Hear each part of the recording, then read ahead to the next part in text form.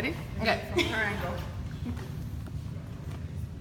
Okay, so this is your right atrium, right ventricle, left atrium, left ventricle.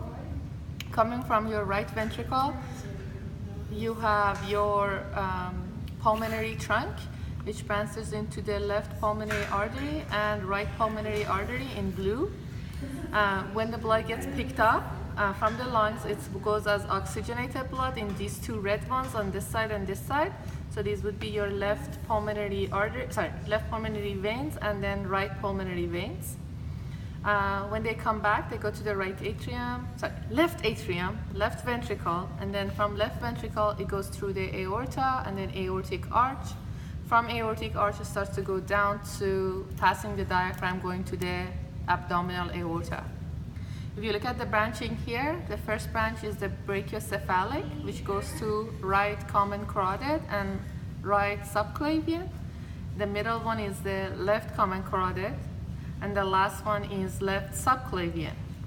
So if you follow the subclavian, this is subclavian, comes down, becomes axillary right here, and then continue to become your brachial artery, and then goes on the side of your thumb to form your radial artery, and then on this side your ulnar artery. If you follow your veins in this region, you have your two jugular veins right here and right here. Then they come down, you also have the subclavian vein right here and then one right here.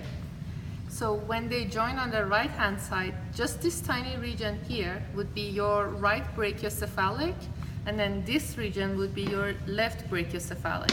When those two join each other, they form your superior vena cavas. Now if you're coming this region, starting with the aorta, this central branch you see right here, this is your celiac trunk. The celiac trunk goes to three branches. This branch right here is the splenic artery. This one that's coming down right here would be your left gastric artery, and this one is your common hepatic artery.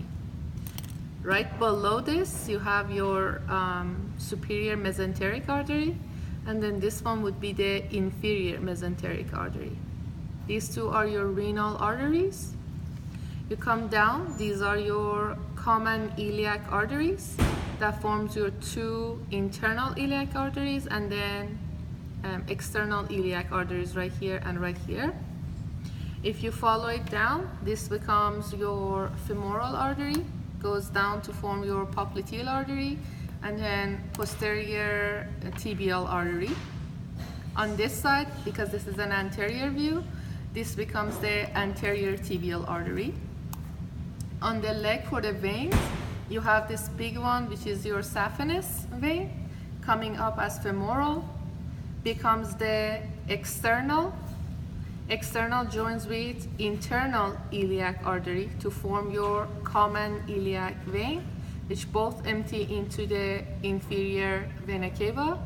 These two are your renal veins that are also empty into the inferior vena cava.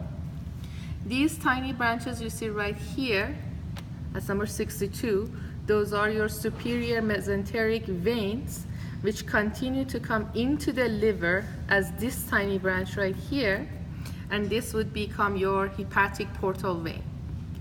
Hepatic portal vein, this blue one that is emptying into the inferior vena cava right here, number 59, that would be your hepatic vein. This one coming from your spleen, this is your splenic vein, and then you don't need to know the gastric vein anyway. So coming up, for the arms, the only thing that you guys need to know is the three veins. The lateral one would be your cephalic vein, the medial one would be your basilic vein, and this one in the middle would be your median cubital vein. I don't know if I missed anything, but that's about it. That's perfect.